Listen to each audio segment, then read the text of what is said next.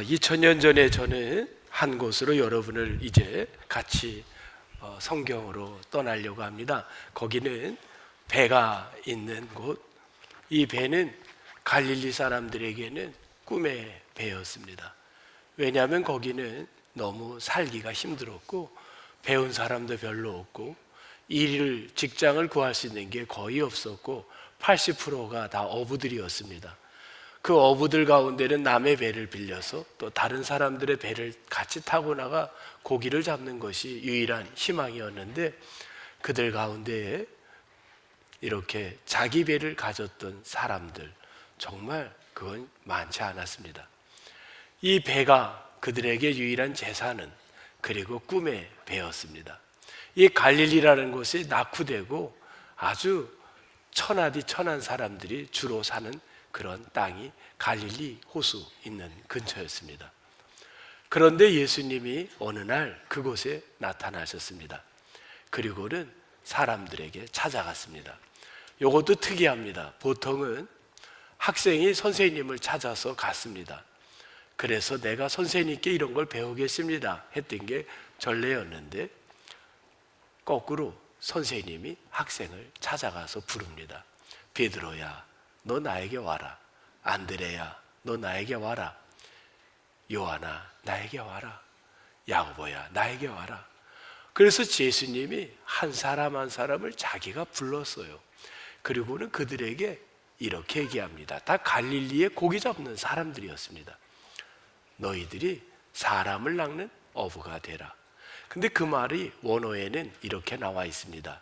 사람들의 어부들이 핵심입니다. 너가 지금부터 어부가 되라는 겁니다. 지금까지 고기 잡니 했던 이 사람들에게 너무 뚱땅지 같은 말입니다. 평생을 어부로 살았는데 어부라니. 그런데 이 어부는 지금 어떤 의미의 어부로 예수님이 쓰셨냐면, 에레미야 16장 16절에 보면 어부라는 말이 처음 등장합니다. 같이 한번 읽겠습니다. 여호와의 말씀이니라. 보라, 내가 많은 어부를 불러다가 그들을 낫게 하며. 여기까지만 보겠습니다. 이스라엘 백성들이 우상을 숭배하고 하나님의 마음을 아프게 했습니다. 그래서 그들을 다 바벨론의 포로로 잡혀가게 했습니다.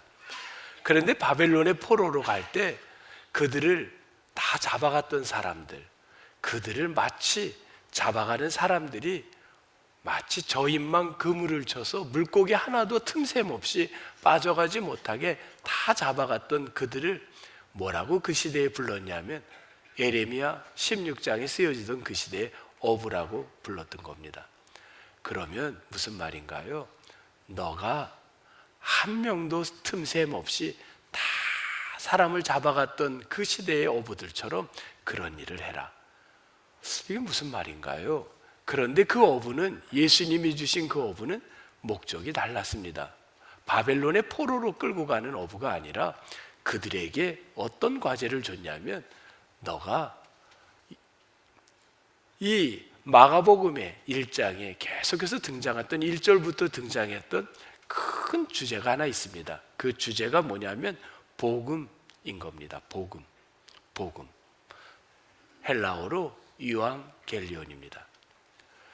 여러분, 그 마라톤 평야라는 데에 전쟁이 벌어졌습니다. 그 평야에 두 나라의 전쟁이 벌어졌습니다. 하나는 어디였냐면 아테네와, 하나는 페르시아와 전쟁이 벌어졌습니다. 페르시아 군인들이 어느 정도가 모였냐면 10만 명이 모였습니다. 그런데 아테네에는 군인들이 몇 명이 모였냐면 10,000명이 모였습니다. 10,000명하고 10만 명의 싸움은 누가 보더라도 10만 명이 이길 겁니다. 그런데 이 전쟁에 아테네에 큰 군대 장수가 있었습니다. 그분은 지략가였습니다. 저는 대한민국의 우리 국군들 또 여러 지도자들이 그런 지략이 좋은 사람들이 많이 나오기를 축복합니다.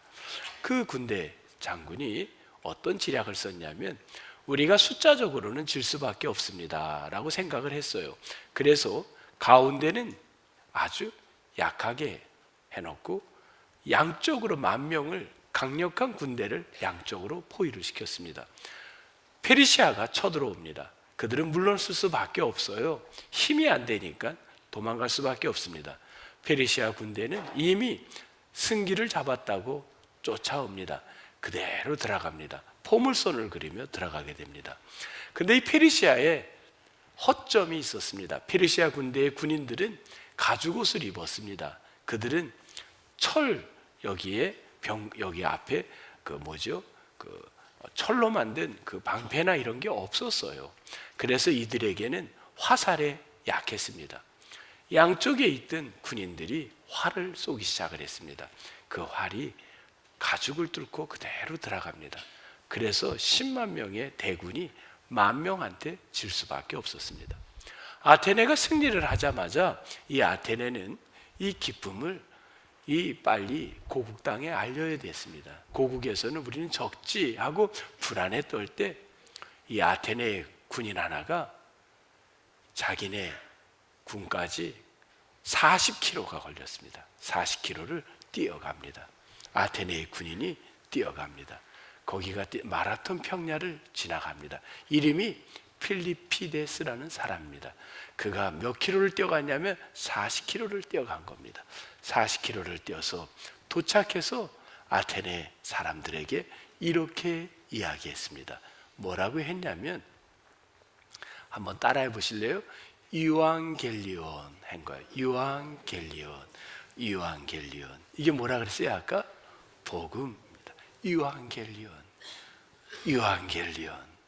굿뉴스를 전해줍니다. 좋은 소식이 있습니다. 복음입니다. 우리가 이겼습니다 하고 그는 그 자리에서 피를 흘리고 죽습니다. 왜냐하면 40km를 쉬지 않고 와서 그만 죽었습니다. 그분은 복음을, 굿뉴스를 주고 죽은 겁니다. 이때부터 사람들은 유앙겔리온이라는 말을 입에서 담기 시작했습니다. 유앙겔리온. 그래서 그 단어를 누구에게 붙여줬냐면, 이 시대의 통치자가 누구였냐면 로마의 황제가 이때 통치를 하고 있었습니다. 근데 로마의 통치가 어땠냐면요, 반란군을 다 제압했고, 또 그뿐만 아니라 제압한 나라들마다, 도시마다 도로를 크게 뚫어서 사람들이 장사를 하고 왕래를 하는데 너무 잘 됐어요. 또 길거리마다 그 시대에 치안이 안 좋아서 강도들이 많았는데 이 강도들을 다 제압했습니다. 그래서 안전하게 다닐 수가 있었습니다. 그래서 사람들은 하나같이 로마의 황제를 뭐라고 불렀냐면 유앙겔리온이라고 불렀던 겁니다. 그래서 그 시대에는 로마의 황제가 유앙겔리온, 복음, 좋은 소식을 주는 자로 불렀습니다. 그러다 보니까 황제가 복음이 되다 보니까 자연히 황제가 뭐가 됐나요? 신적 존재가 된 겁니다. 그런데 여기에 기독교가 들어오기 시작을 합니다. 기독교는 들어와서 뭐라 그랬냐면 예수 그리스도가 유앙겔리온, 복음이다 라고 이야기합니다. 지금 뭐가 생겼나요? 복음의 충돌이 일어나는 겁니다. 기독교에서는 예수 그리스도가 복음이다. 로마 황제는, 그 시대에 내려왔던 사람들은 로마 황제가 복음이다. 둘이 복음이라고 나온 겁니다. 여기에서 사람들이 갈팡질팡할 수밖에 없으니까 사람들은 선택을 어떻게 했냐? 복수로 쓰기 시작을 했습니다. 복음은 복수였습니다. 유앙겔리온이 복수로 써서 로마의 황제도 신이고 예수 그리스도도 신이다, 복음이다, 이렇게 받아들이고 있던 시대가 바로 이 갈릴리에 배가 정말 사람들의 우상처럼 떠받쳐 있던 그 시대의 상황이었습니다. 여러분이 그 시대 2000년 전에 이곳에 왔다면 여러분은 어떻게 하겠습니까? 누가 복음입니까? 로마의 황제가 복음인가요? 아니면 예수님이 복음인가요? 네? 쉽지 않은 대답을 할 겁니다. 그런데 베드로, 안드레, 야고보, 요한 네 사람은 분명하게 이야기합니다. 너가 사람들의 어부가 되라. 사람들을 한 명도 빠짐없이 그들에게 복음은 예수 그리스도라는 걸 전하는 자가 되라. 이렇게 했을 때 그들은 그 말을 듣고 어떻게 했나요? 배와 그물을 성경에 보면 어떻게 했다 그랬죠? 네? 버려두고 버려두고라는 단어를 보면요, 이거를 뭐냐면 그걸 멀리, 뭐뭐부터 멀리, 배와 금을, 어쩌면 생계와 삶의 안전을 지켜주는 게 배와 그물일 겁니다. 그것들로부터 멀어지는 거예요. 그리고 또 어떤 게 있냐면, 그 다음 배와 그물만 버려두고가 아니라 누구도 버려두고죠? 아버지를 버려두고. 부모를 버리라는 건가요? 그 말은 아니라 우선순위를 바꿨다는 겁니다. 오늘 설교를 혹시 다 끝까지 안 듣다 이 부분만 탁 듣고 나가는 분이 있으면, 기독교는 부모도 버려라 이러고 나가면 곤란합니다. 버려두고 생계와 안전과 가족의 우선순위를 그것 let go 시키고, 우선순위가 그게 아니라는 걸 확신하고 살아갔던 자들, 대단한 거 아닙니까? 또 심지어 RPM이라는 말에는 어떤 말이 있냐면, 마태복음 6장 12절에 보면 여러분이 잘 아는 내용입니다. 같이 한번 읽겠습니다. 시작. 우리가 우리에게 죄 지은 자를 사하여 준 것 같이. 여기서 사하다라는 말, 용서하다는 말이 바로 RPM입니다. 버려두고란 똑같은 말입니다. 용서. 그래, 너 잘못한 거 됐어. 그래, 됐어. 됐어. 이제 그만 얘기해. 됐어. 끝났어. RPM이. 이게 다 버려두고입니다. 여러분, 우리가 생각해 봅시다. 2000년 전에 로마 황제를 신으로, 복음으로 받아들이지 않으면 그는 그 로마의 선택을 받지 못할 거고 로마의 지배를 받을 수 있을 텐데, 그런 시대에 예수 그리스도가 너는 복음을 위하여 일을 해라. 그럴 때 이 모든 걸 다 버리고 쫓아갔다. 대단한 거 아닙니까? 저는 대단하다고 봅니다. 우리는 그 본문을, 오늘 본문을 볼 때마다 내 자신이 초라하게 느껴집니다. 왜냐하면 나는 아무리 생각해도 그런 신자가 되기에는 너무 거리가 멀기 때문입니다. 어떻게 예수님만 믿는, 그 시대에 예수만 믿으면, 로마 황제를 멀어지면 나에겐 손해가 클 텐데 그런 결정을 할 수 있을까? 아무리 생각해도 쉽지 않은 결정을 그들 네 제자들이 하는 걸 보고 머리가 숙여집니다. 아무리 살펴봐도 그 네 사람의 성격은 그렇게 원만한 성격이 못 됐습니다. 아주 성격이 고약했고, 그리고 성격의 기질도 변화도 심했던 사람들인데 어떤 이런 모습을 보일까? 그런데 그 모습이 3년 후 드러나기 시작합니다. 처음에는 전혀 몰랐습니다. 3년 후 어떤 사건이냐면, 이 사건이 그들의 본성을 드러냈습니다. 그 사건이 뭐냐면, 3년 후에 예수님이 바로 종려주일, 오늘입니다. 종려주일에 제자들에게 그럽니다. 내가 필요한 게 있다. 가서 갖고 와라. 그게 뭔지 아세요? 바로 이겁니다. 뭐죠? 낙이 새끼를 갖고 오라고 합니다. 아니, 주인이 있는데 왜 갖고 가냐 그러면 주께서 쓰시겠다 해라. 그것은 성경에 나온 말씀을 실천하고 있는 겁니다. 나귀 새끼. 이 나귀는 사람이 탈 만한 그런 것이 못 됩니다. 자, 왜 이게 중요하냐면, 오늘 이 배와 이 나귀가 오늘 말씀에 굉장히 중요한 소재가 됩니다. 왜냐하면 이들이 과연 로마 황제가 유앙겔리온으로 신처럼 존재하던 그때에 나는 그것을 포기하고 예수 그리스도 단수로만 당신을 유앙겔리온 복음으로 받아들이겠다는 것이 과연 그들은 진짜 그들의 신앙이었을까라는 질문을 해봅니다. 왜냐하면 그들은 갈릴리라는 곳에 아무것도 가진 것이 없는 그러한 평범한 어부들이었습니다. 그들이 꿈을 갖고 있었던 것은 로마의 황제에서 자유함을 독립하는 거였는데, 아무리 생각해도 자기들 힘으로는 독립은 이룰 수가 없습니다. 그때 한 사람이 나타났는데 그분이 또 복음이라고, 유앙겔리온이라고 합니다. 지금 로마 황제는 분명히 아닌 것 같은데 새로운 복음이 나타났는데 그분을 따르면 자기들이 추구하는 진짜 세계가 올 것 같았습니다. 그래서 그들은 누구를 선택했냐면 예수 그리스도를 선택한 것입니다. 어찌 보면 그들의 목표는 새로운 나라, 로마를 능가하는 나라를, 새 정부를 만드는 게 꿈이었는지도 모릅니다. 조금 더 구체적으로 가면 이 배보다 더 큰 화려한 배를 그들은 갖고 싶었는데 그 배는 로마 황제를 통해서는 만들어질 수 없는 배였기에 이분을 만나면 만들어질 거라는 희망 안에 그 예수를 선택했다라는 겁니다. 그걸 알 수 있는 것이 예수님이 내가 나귀 타러 간다 했더니만 그들은 천군 그 만마를 동원해 멋지게 예루살렘을 입성해야 될 예수가 그렇지 못하고 초라하게 나귀를 타고 간다는 걸 볼 때, 그리고 나중에 십자가를 진다는 걸 볼 때 이들은 예수님을 배반하기도 시작했고 예수를 모른다고도 이야기를 하며 본색을 드러나기 시작했던 겁니다.